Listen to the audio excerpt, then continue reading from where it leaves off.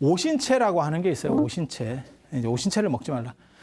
그래서 이 오신채가 이 신이 뭐냐면 신라면의 신자예요. 신. 근데 그러고 보니까 향신료 계열이 의외로 약간 매운 것들이 좀 제법 있어요. 제법 있어요. 그렇게 해서 마늘, 파, 부추, 달래, 흥거가 뭔지는 모릅니다. 이거 이 동네에는 없는 거고, 그다음에 마늘도 우리가 생각하는 마늘하고 다를 거예요. 다를 거예요. 뭐라고 나오냐면 율장에서 마늘을 먹지 마라라고 말하는 대목이 있는데 그 대목에 대한 연기설화가 있거든요. 왜 이것 때문에? 그러니까 그건 법전이기 때문에 판례가 있어요. 조례가 있어요. 조례. 왜 그렇게 결정되는지가 글에 쓰여 있다고. 그래서 그게 굉장히 재밌는 내용들이 많아요. 그래서 신도들은 보지 못하게 돼 있어요. 신도 3인이는 왜? 사랑과 전쟁 같은 내용들이 있어. 그러니까 사랑과 전쟁 같은 그런 불륜 스토리가 아니고 좀 진기한 이야기들. 진짜 예전에 그런 일들이 있었어? 막 이런 이야기들이 있는 거야. 별 희한한 얘기들이 많아. 그러니까 부처님께서 신발을 신어도 된다. 발이 아픈 발에 자꾸 발이 껍질이 얇아서 자꾸 맨발로 다니니까 찢어지는 사람이 있은 거야. 근데 저는 그걸 뭘로 보냐면 사실은 아마 무좀이었을 거다. 번식무좀 이렇게 벌어지는 분들이 있어요. 많이 살이 이렇게 쩍쩍 벌어지는 분들이 있다니까.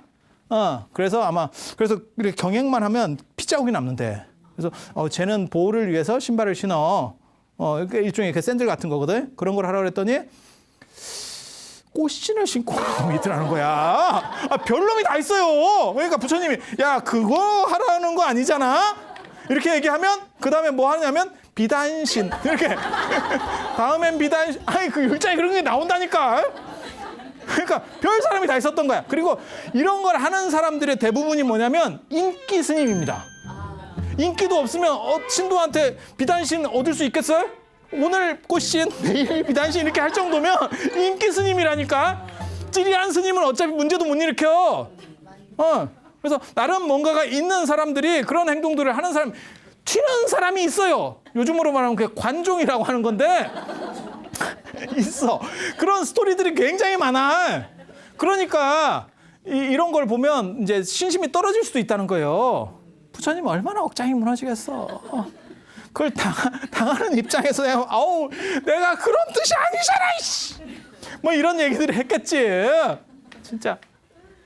그렇게 해서 이 마늘 얘기 보면 굉장히 재밌어요.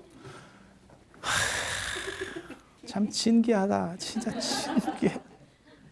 마늘을 후식으로 먹는가 봐. 그러니까 향신료 같은 게 먹고 씹는, 음식을 다 먹고 뒤에 이제 향으로 씹는 뭐 이런 건가 봐. 요즘으로 말하면 프로폴리스, 칙칙이 이런 거 딱 하는가 봐. 그런 문화가 있었는가 봐. 그래가지고 비구니 스님들이 이렇게 탁발을 하고 나서 마늘 이렇게 지나가니까 마늘밭이 큰 게 있었대. 그 어떤 신도가. 그래서 마늘 몇 개 가져가도 돼요? 그러니까 그럼 뭐 필요하시면 얼마든지 가져가세요. 이랬다는 거예요. 그런데 그 비구니 스님이 절에 와서 비구니 스님 모여보세요. 이래가지고 다 모여서 쫙 가가지고 그 마늘밭을 끝냈다는 거예요.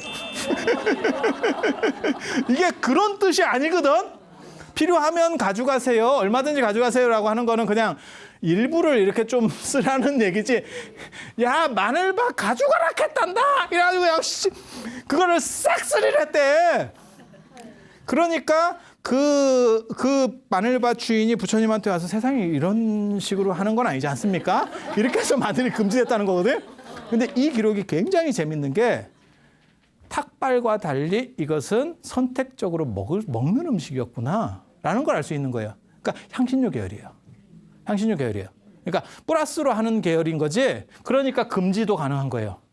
그래서 이런 것들도 사실은 그런 쪽하고 관련된다고 생각을 해요. 지금은 우리가 식재료를 그냥 막 쓰지만 예전에는 사실은 처음에는 좀 달랐을 거라고 생각을 하는 거예요. 그리고 이게 오신채로 뚜렷하게 인도의 오신채라고 하는 개념으로 뚜렷하게 나오진 않아요.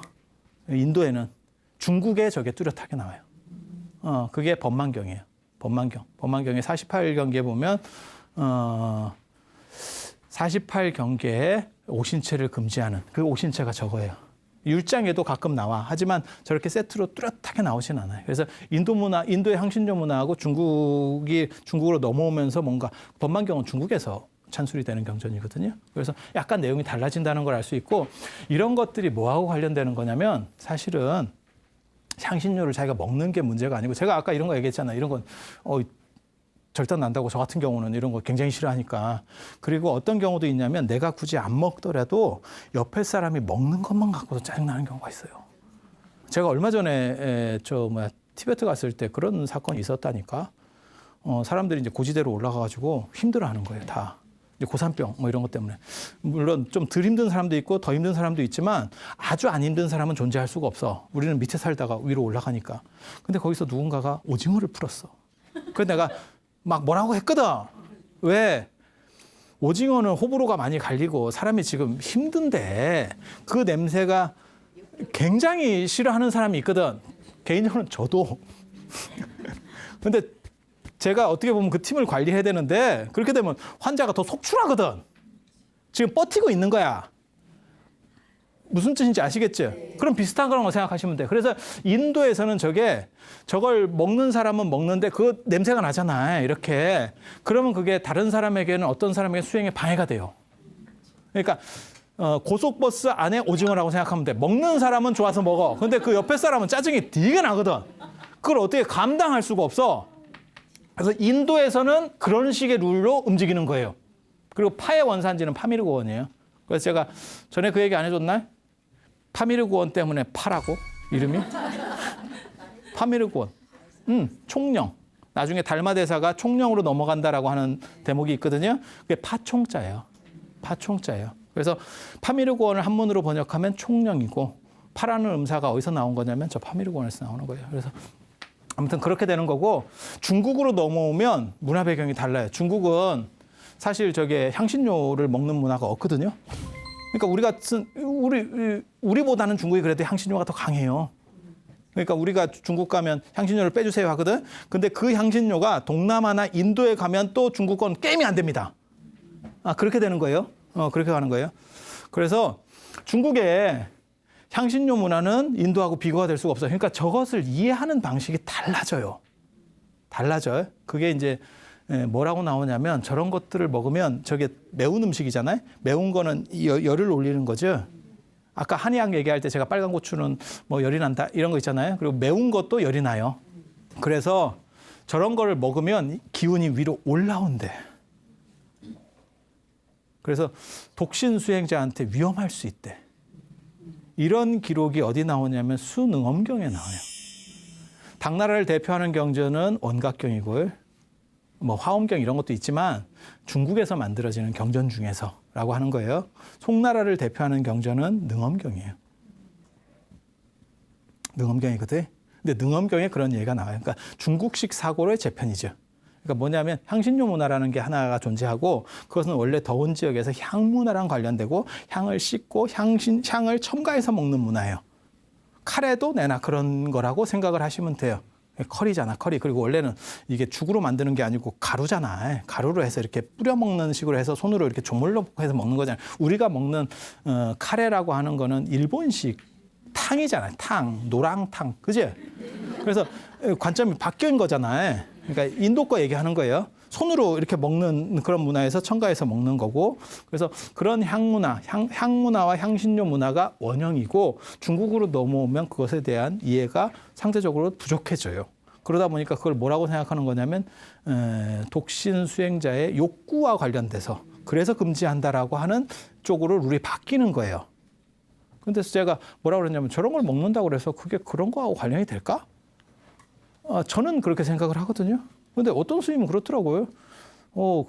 저게 실제로 관련되는 것도 있는 것 같다. 이렇게.